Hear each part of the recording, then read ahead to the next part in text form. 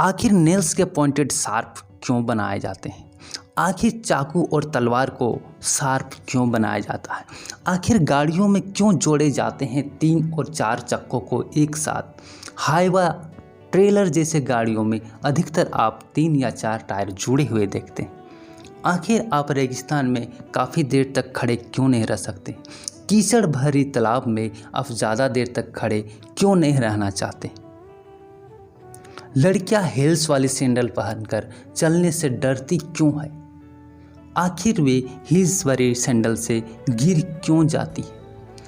Doctor के द्वारा दिया जाने वाला इंजेक्शन का पॉइंटेड अगर शार्प ना हो तो क्या होगा? इन सभी बातों को आइए जानते हैं।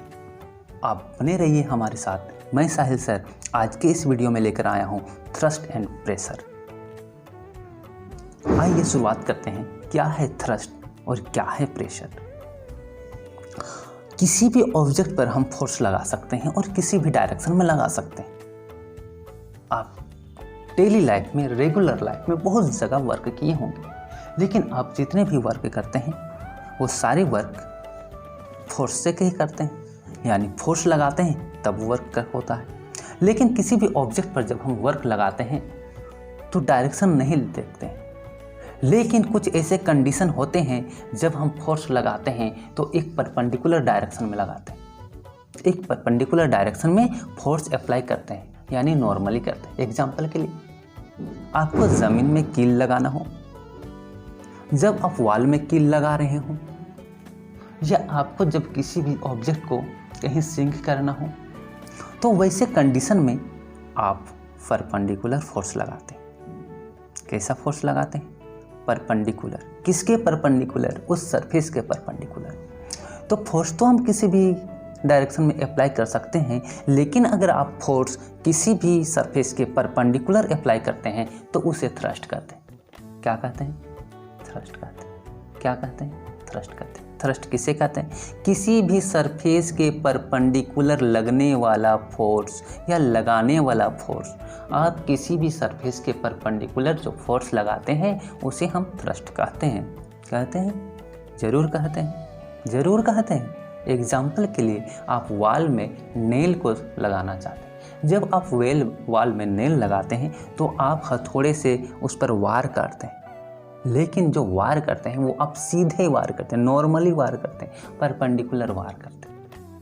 जब कारपेंटर अपना वर्क कर रहा होता है और इस तरह फर्नीचर वगैरह बनाते वक्त देखिएगा कि वो जब नेल को डालता है तो वो परपेंडिकुलर फोर्स लगाता है। जब उसे परपेंडिकुलर डालना हो तो होता है कि नहीं? लगाते हैं। तो इसी को हम थ्रस्ट कहते हैं, यानी कि the thrust is the force acting normally on a surface, means perpendicular. तो किसी भी सरफेस के परपेंडिकुलर लगने वाला फोर्स ही थ्रस्ट कहलाता है। चाहे आप किसी का मर्डर कर रहे हो चाकू से, तो आप जब चाकू मारते हो तो परपेंडिकुलर मारते हो, यानी सीधे मारते हो ताकि वो चाकू पूरी तरह से सिंक कर जाए। लेकिन अगर आप परपेंडिकुलर नहीं मारते हो, मतलब आप चाहते हो कि वो ना मरे, नहीं चाहते, परपेंडिकुलर मारते हो तो आपका चाकू जो है पूरा सिंक कर जाएगा। हाँ, ये चीज़ देख लीजिएगा। तो यहाँ पर हम बताएं कि अगर किसी भी सरफेस के परपेंडिकुलर फोर्स लगता है तो उसे हम थ्रस्ट कहते हैं ना। यानी if a force is applied on a surface in the direction of perpendicular, यानी किसी भी सरफेस पर लगने वाला फोर्स अगर परपेंडिकुलर लगे या तो उसे हम थ्रस्ट कहेंगे। Thrust is the force acting normally और परपेंडिकुलर ऑन ए सरफेस। आगे बात करते हैं।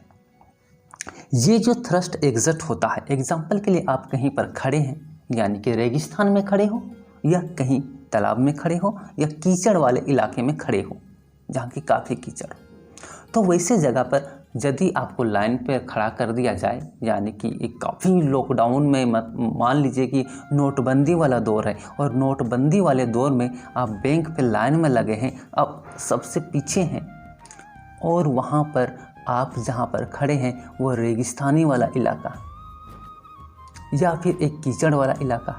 अगर वहाँ पर आप 2 घंटा तक खड़े रह जाते हैं तो आपका पैर जो है, आपका जूता, आपका शूज जो है सिंक कर जाए, घुटनों तक आप घुस सकते हैं। तो वैसे कंडीशन में आप वहाँ लेट जाएं। अगर आप लेट जाते हैं तो लगने वाला थ्रस्ट का जो इफेक्ट होगा वो कम दिखेगा। थ्रस्ट तो सेम लगेगा लेकिन इफेक्ट कम दिखेगा। चलिए देखते हैं। तो the thrust exerted by a body on a surface is equal to weight of the body. किसी भी ऑब्जेक्ट पर लगने वाला थ्रस्ट जो है उस ऑब्जेक्ट के वेट पर डिपेंड करता है। किस पर डिपेंड करता है? वेट पर डिपेंड करता है। यानी कि थ्रस्ट कैसा लगेगा उसके वेट पर डिपेंड करेगा। यानी कि एक काफ़ी हेल्दी पर्सन है, काफ़ी हेल्दी, करीब 90 kg का, और एक काफ़ी लकड़ी पर्सन है, मान लीजिए कि एक स्टिक टाइप का, यानी कि मुश्किल से वो 30 से 40 kg होगा लेकिन लंबा खूब है। अब दोनों को रख दिया जाए वैसे रेगिस्तान वाली जगह पर, तो देखिएगा कि जो हेल्दी पर्सन है वो ज़्यादा सिंक कर जाएगा। किसके मुकाबले? इस वीक के मुकाबले, थिन के मुकाबले, क्योंकि उसका वेट ज़्यादा है हेल्दी का। तो वेट जितना ज़्यादा थ्रस्ट उतना ज़्यादा होगा। यानी थ्रस्ट क्या होगा? थ्रस्ट डिपेंड करता है उसके वेट पर। Thrust exerted by a body on the surface is equal to weight of the body. किसी भी सरफेस पर एक्सर्ट होने वाला थ्रस्ट उसके वेट के बराबर होता है। थ्रस्ट आपका, आप लेटे रहें या खड़े रहें, इक्वल होता है। आगे बात करेंगे, थ्रस्ट एक परपेंडिकुलर डायरेक्शन में एग्जर्ट होता है। यहाँ फोर्स जो एग्जर्ट हो रहा है वो एक परपेंडिकुलर डायरेक्शन में एग्जर्ट हो रहा है, इसीलिए हम थ्रस्ट को वेक्टर क्वांटिटी का दर्जा देते हैं। यानी thrust is a vector quantity. अगर हम एसआई यूनिट की बात करें तो SI unit of thrust is equal to newton denoted by capital N या न्यूटन, क्योंकि हम यहाँ पर फोर्स अप्लाई कर रहे हैं और फोर्स नॉर्मली अप्लाई कर रहे हैं, और फोर्स नॉर्मली अप्लाई करना थ्रस्ट कहलाता है। तो यहाँ पर थ्रस्ट का रिलेशन फोर्स के साथ है, इसलिए इसका एसआई यूनिट फोर्स होगा, न्यूटन होगा। अगर हम सीजीएस यूनिट का बात करें तो सीजीएस यूनिट ऑफ फोर्स भी डाइन होता है, और यहाँ थ्रस्ट का भी सीजीएस यूनिट डाइन होगा। डाइन का मतलब 1 newton is equal to 10⁵ dyne. 1 newton is equal to 10⁵ dyne, and 1 newton equal to how much KG? तो 1 kg equal to 9.8 newton. 1 kg is equal to 9.8 newton. तो 1 newton equal to 1/9.8 kg। ठीक है, तो ये था हमारा थ्रस्ट का अगर हम एग्जाम्पल दें तो आप एग्जाम्पल को समझिए। आप किसी भी प्लेस पर खड़े हैं, है ना, खड़े हो, तो आपके द्वारा जो लग रहा है फोर्स परपेंडिकुलर नीचे की ओर, वो थ्रस्ट है। जितना कम एरिया में लगेगा थ्रस्ट उतना ज़्यादा आप सिंक कर जाएंगे। क्यों करेंगे आगे बता रहे हैं। जितना ज़्यादा एरिया में रहेंगे उतना कम सिंक करेंगे, क्योंकि आपका मास जो है, आपका वेट जो है डिवाइड हो जा रहा है पर यूनिट एरिया में। कहा जा रहा है कि अगर इफ़ेक्ट ऑफ थ्रस्ट देखना है तो ये डिपेंड करता है कांटेक्ट एरिया पर। यानी कि आप खड़े हैं तो कम एरिया आप कांटेक्ट में है सरफेस के, अगर आप लेट चुके हैं तो आपका ज़्यादा एरिया कांटेक्ट पे है। तो इफ़ेक्ट ऑफ फोर्स जो है लेटा हुआ चीज़ में, यानी जिसमें ज़्यादा एरिया है, उसमें कम दिखेगा। जबकि आप स्टैंड हैं तो कांटेक्ट एरिया बहुत ही कम है, जिसके कारण इफ़ेक्ट ऑफ थ्रस्ट ज़्यादा दिखेगा। यानी कि the effect of thrust depend on the area of the surface on which it acts. The effect of thrust किस पर डिपेंड कर रहे हैं? ये डिपेंड कर रहा है एरिया पर। किसके एरिया पर? जिसके कांटेक्ट में है ना। जिस पर ये कॉन्टैक्ट में मीन्स कि the effect of A thrust is less on large area. Effect of thrust less होता है लार्ज एरिया में, बड़ा एरिया में थ्रस्ट का इफेक्ट लेस होता है। मीन्स कि अगर आप लेट चुके हैं तो वहाँ पर आपका कम इफेक्ट दिखेगा, लेकिन आप खड़े हैं तो वहाँ पर इफेक्ट ज़्यादा दिखेगा। हम आपको अभी बताएं कि आप रेगिस्तान में खड़े हैं तो इफेक्ट ज़्यादा दिखेगा लेटे हुए के मुकाबले, अगर लेट चुके हैं तो इफेक्ट कम दिखेगा। ठीक है, यानी कि while it is more on small area, small area में ज़्यादा इफेक्ट दिखता है और लार्ज एरिया में लेस इफेक्ट दिखता है। ये चीज़ कहलाता है इफेक्ट ऑफ थ्रस्ट। लेकिन आगे की बात को समझिए, the effect of thrust in term of पर यूनिट एरिया। अगर थ्रस्ट का इफेक्ट पर यूनिट एरिया पर पड़े तो उसे हम प्रेशर कहते हैं, यानी पर यूनिट एरिया पर पड़ने वाला थ्रस्ट प्रेशर कहलाता है। क्या कहलाता है? प्रेशर। पर यूनिट एरिया में पड़ने वाला थ्रस्ट प्रेशर कहलाते हैं। एग्जाम्पल के लिए आप लेट चुके हैं, तो आपके हैंड के फिंगर से पड़ने वाला उसके एरिया को देखेंगे, आपके हिप वाले एरिया से पड़ने वाला प्रेशर वहाँ देखेंगे, आपके हेड से पड़ने वाला, आपके जो पीछे हैं, पीछे का अगर हम बात करें यानी कि आपके फीट है ना, वहाँ से पड़ने वाला प्रेशर। तो प्रत्येक यूनिट एरिया में अगर हम देखें तो इफेक्ट ऑफ थ्रस्ट अलग अलग दिखेगा, यानी पर यूनिट एरिया में जो पड़ा है मेरा थ्रस्ट उसी को कहेंगे प्रेशर। मीन्स कि pressure is defined as the thrust per unit area. The pressure is the effect of thrust per unit area. तो ये समझ में आ गया, यानी प्रत्येक यूनिट एरिया में लगने वाला थ्रस्ट प्रेशर कहलाता है। अब अभी हम बताएं कि इफेक्ट ऑफ थ्रस्ट जो है लेस होता है लार्ज एरिया में, ज़्यादा एरिया में कम होता है, कम एरिया में ज़्यादा होता है। समझ में आ गया। अब प्रेशर इज इक्वल टू होता है थ्रस्ट बाय एरिया, क्योंकि पर यूनिट एरिया में लगने वाला फोर्स है तो pressure is equal to thrust by area. Thrust by area.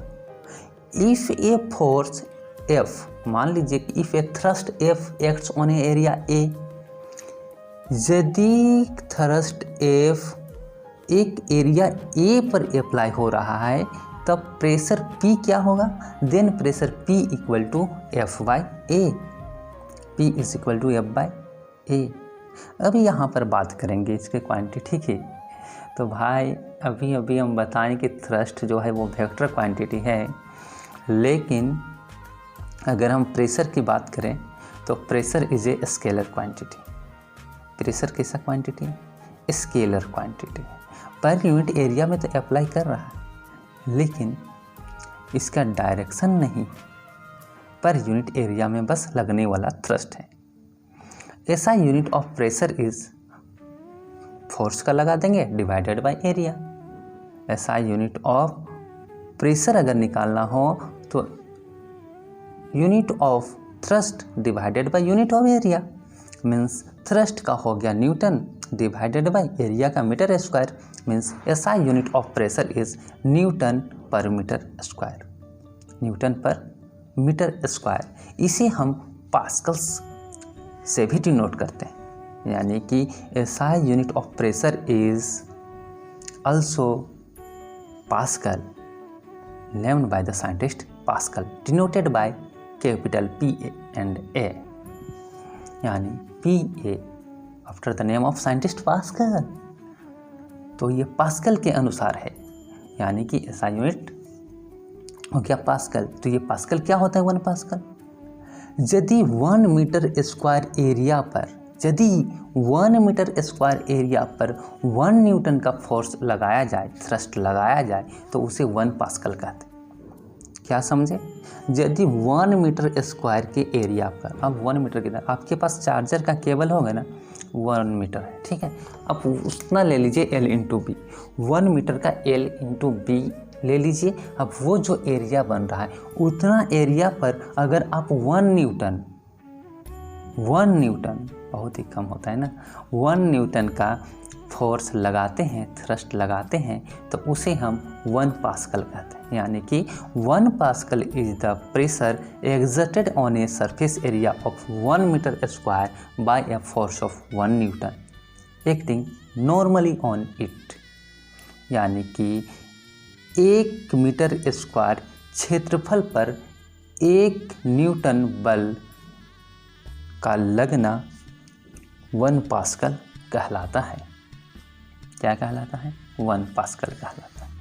अगर हम CGS यूनिट की बात करें प्रेशर की, तो CGS यूनिट में हम ले सकते हैं dine per centimetre square, dine per centimetre square, ये CGS यूनिट है प्रेशर का।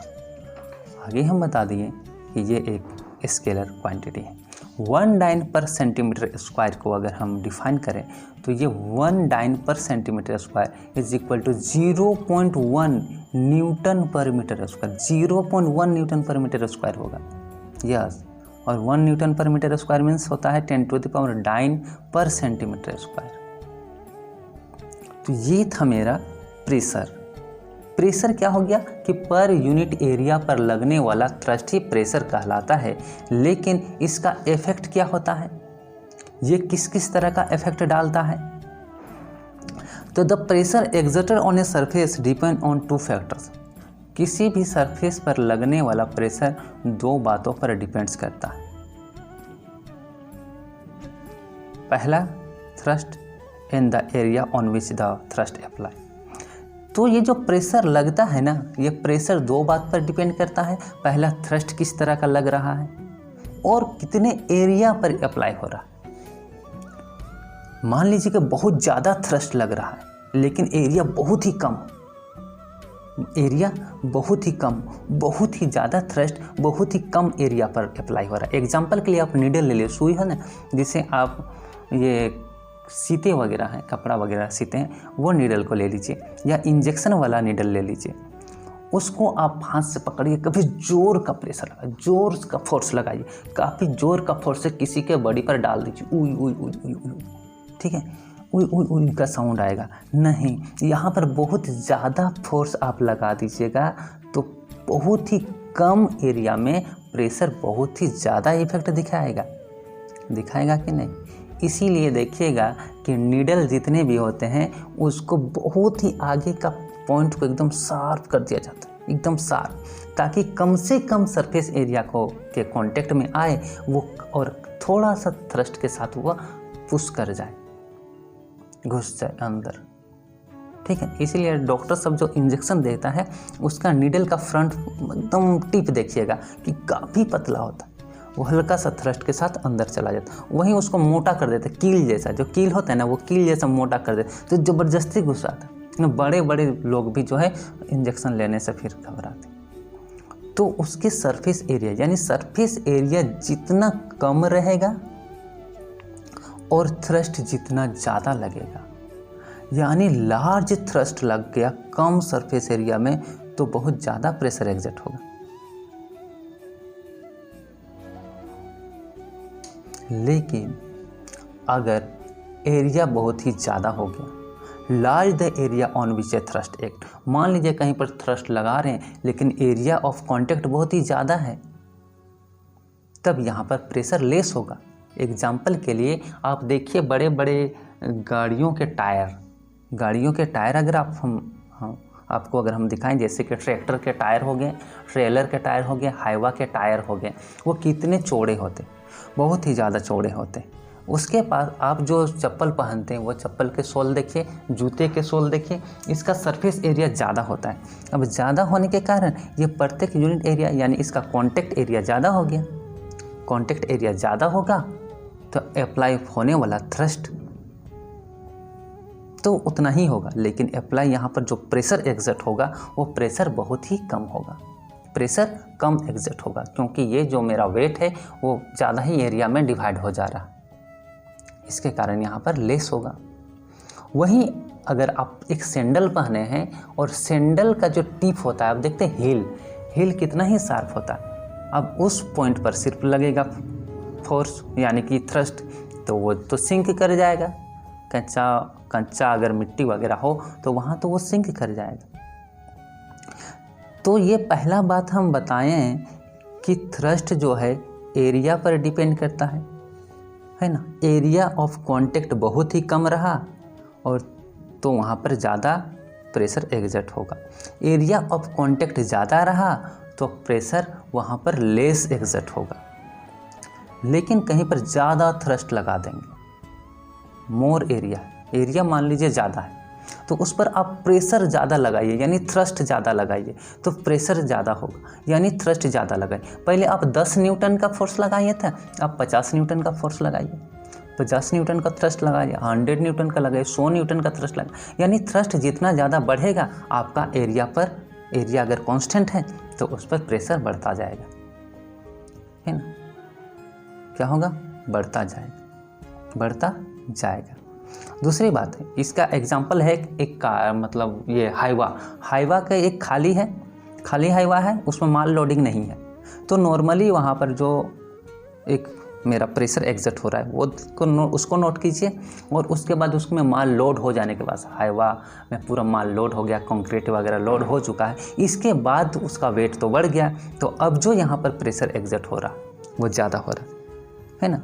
एरिया ऑफ कांटेक्ट उसका फिक्स है, बस उसका थ्रस्ट जो है बढ़ा दिया गया, जिसके कारण प्रेशर क्या होगा? ज़्यादा एग्जर्ट होगा। इसी तरह the pressure on a surface increase by making the area of surface small which the thrust act. ये पॉइंट हम बताए थे कि यहाँ पर मान लीजिए कि आप थ्रस्ट को कांस्टेंट करके रखते हैं और एरिया ऑफ कांटेक्ट को कम कर देते हैं। एरिया ऑफ कांटेक्ट को कम कर दीजिएगा तो यहाँ पर प्रेशर ज़्यादा एग्जर्ट होगा। प्रेशर ज़्यादा अगर आपको एग्जर्ट कराना है, थ्रस्ट को कांस्टेंट रख के, तो एरिया ऑफ कांटेक्ट को डिक्रीज कर दीजिए, कम कर दीजिए। इसी के कारण देखिएगा चाकू जो होता है ना, चाकू जो है काफ़ी शार्प होता है। कटिंग टूल्स जितने भी होते हैं ना, नाइफ हो गया, एक्स वगैरह हो गया, तो वो काफ़ी शार्प एजेस होते हैं, ताकि हल्का सा मेरा थ्रस्ट किसी भी चीज़ को फाड़ डालेगा, है ना। तो cutting tools also have either sharp or pointed edges so that even a small thrust may cause great pressure on the edges and cutting can be done with the less effort. यानी कि कहा जा रहा है कि जितने भी cutting tools होते हैं उसका किनारा काफ़ी शार्प होता है, पॉइंटेड होते हैं, ताकि मेरा हल्का सा थ्रस्ट किसी भी चीज़ को फाड़ डालेगा। उसी तरह दूसरा है कि द एंड्स ऑफ नेल्स देखिएगा, नेल्स जिसे हम वाल पे लगाते हैं या नीडल हो गए, उनके जो एंड होते हैं काफ़ी पॉइंटेड होते हैं और शार्प होते हैं, ताकि मेरा हल्का सा प्रेशर उसके अंदर चला जाएगा। आगे और भी बहुत सारा एग्जाम्पल है, दे सकते हैं। दूसरा है कि the pressure on a surface is reduced by making the area of surface large which the thrust act. कहा जा रहा है कि आप अगर थ्रस्ट यानी कि प्रेशर को कम करना चाहते हैं, रिड्यूस करना चाहते हैं, तो प्रेशर को रिड्यूस करना है और मान लीजिए आपका कांटेक्ट मतलब थ्रस्ट उतना ही है, तो वैसे स्थिति में आप एरिया ऑफ कांटेक्ट को बढ़ा दीजिए। Area of contact surface area के साथ जो कांटेक्ट होता है उसको अगर आप बढ़ा दीजिएगा तो आपका थ्रस्ट जो है पर यूनिट एरिया में डिवाइड हो जाएगा और यहाँ पर इंक्रीज जो होगा, मतलब जो प्रेशर एग्जर्ट होगा वो लेस होगा। इसी के कारण देखिएगा टायर वगैरह जो होते हैं ना, बड़े बड़े गाड़ियों में देखिएगा एक नहीं, दो, तीन, 4 टायर लगे होते हैं। क्यों लगे होते हैं? क्योंकि उसमें ज़्यादा से ज़्यादा माल जब लोडिंग होगा तो प्रत्येक यूनिट एरिया में लगने वाला जो प्रेशर होगा वो कम होगा, पर यूनिट एरिया में जो लगेगा मेरा थ्रस्ट वो भी लेस होगा। वो जो मेरा प्रत्येक यूनिट एरिया में लगने वाला थ्रस्ट जो है ज़्यादा एरिया में डिवाइड हो जाएगा, और ज़्यादा एरिया में जब थ्रस्ट डिवाइड हो जाएगा तो वहाँ पर प्रेशर लेस एग्जर्ट होगा, यानी इफेक्ट ऑफ थ्रस्ट लेस दिखेगा। इसीलिए देखिएगा बड़े बड़े गाड़ियों में 4-5 चक्के लगा दिए जाते हैं, व्हील्स लगा दिए जाते हैं, ताकि प्रेशर जो है इफेक्ट कम डाले। वरना पता चला माल लेके गया, देखिएगा कहीं कहीं कच्चा रास्ता में कभी कभी गाड़ी ब्रेक करते वक्त अगर घुस जाता है तो देखिएगा गाड़ी वहीं पर सिंक कर जाता है, माल लेके जा रहा था, गाड़ी सिंक कर जाता। आप डेली लाइफ में बहुत जगह ऐसे देखे होंगे कि कोई ट्रैक्टर बालू लेके आ रहा था या कंक्रीट लेके आ रहा था, पता चला पीछे करके घुमाना चाहे तो वहीं पर सिंक कर गया, कच्चा मिट्टी था उसमें घुस गया। तो इसी के कारण बड़े बड़े गाड़ियों में जो होता है, ये हमेशा तो हर जगह जो पक्का रोड तो नहीं ना मिलेगा, कहीं मान लीजिए कच्चा रोड में घुसना पड़े या कहीं सड़क से लाइन होटल के सामने इन लोग को उतरना भी पड़ता है। वैसे स्थिति में अगर सड़क से आउट होना पड़े, बाहर निकलना पड़े, तो इसका जो पहिया है वो सिंक ना कर जाए, इसके लिए 2-4 चक्के इसमें जड़ दिए जाते हैं ताकि प्रेशर कम एग्जर्ट हो, है ना। इसीलिए बोलते हैं कि जूते पहना करो, सैंडल पहनोगे ना तो कहीं भी घुस जाओगे, पता चला कच्चा पार्टी में जा रहे हो, कच्चा मिट्टी वहाँ पर पार्टी जहाँ पर होता है वो इलाका क्या होता है, सिर्फ ऊपर से कारपेट बिछा देने से नहीं होता, अंदर क्या होता है, अंदर गीला मिट्टी होता है। कभी कभी बरसात के समय में जाइएगा ना तो सैंडल वगैरह नहीं, जूता पहन के जाइए, शूज़ पहनिएगा तो प्रेशर जो है लेस एग्जर्ट होगा और आप वहाँ अंदर घुसेगा नहीं, मतलब सिंक नहीं कर जाएगा। वरना सैंडल वगैरह रहेगा उसका हील सिंक ही कर जाएगा। तो लड़की से बहुत ही संभल के चलती है, कभी कभी तो गिर भी जाती है। अगले एग्जाम्पल की अगर हम बात करें तो आप देखे होंगे कि wide sleepers are placed below the railway tracks. Railway track के नीचे आप इस तरह के चौड़े चौड़े स्लीपर्स लगाए हुए देखते होंगे। आखिर ये स्लीपर किस लिए लगाए जाते हैं?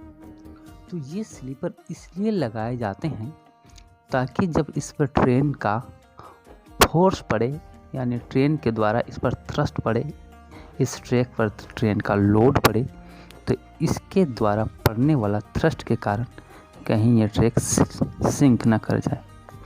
इसी के कारण यहाँ रेलवे के ट्रैक्स पर वाइड वुडन, और आज के दौर में तो ये वुडन को हटा के कर दिया गया है कंक्रीट सीमेंटेड स्लीपर्स। तो ये एक एग्जांपल है यानी कि प्रेशर को लेस करने का। और इसके साथ ही साथ अगर हम एक एग्जांपल की बात करें तो the foundation of building are made wider than the wall so that the pressure exerted by the building on the ground becomes less. यानी कि जो भी घर तैयार किया जाता है, घर को जब बनाया जाता है तो उसके जो फाउंडेशन होते हैं वो काफ़ी वाइड होते हैं, काफ़ी चौड़े होते हैं, ताकि बिल्डिंग के वॉल से पड़ने वाला और बिल्डिंग के लोड से पड़ने वाले प्रेशर के कारण ये और अंदर सिंक ना कर जाए। इसी के कारण नीचे इसे वाइडर बनाया जाता है एज़ कम्पेयर टू वॉल्स। तो ये थे कुछ एग्जाम्पल जिसके कारण प्रेशर को लेस कर दिया जाता है, क्योंकि reduce pressure by making area of surface large. Surface area को लार्ज बना के इसे हम रिड्यूस कर सकते हैं। तो ये था आज का हमारा वीडियो। अगली वीडियो जब लाएंगे तो इससे आगे की बात करेंगे। तब तक के लिए थैंक यू।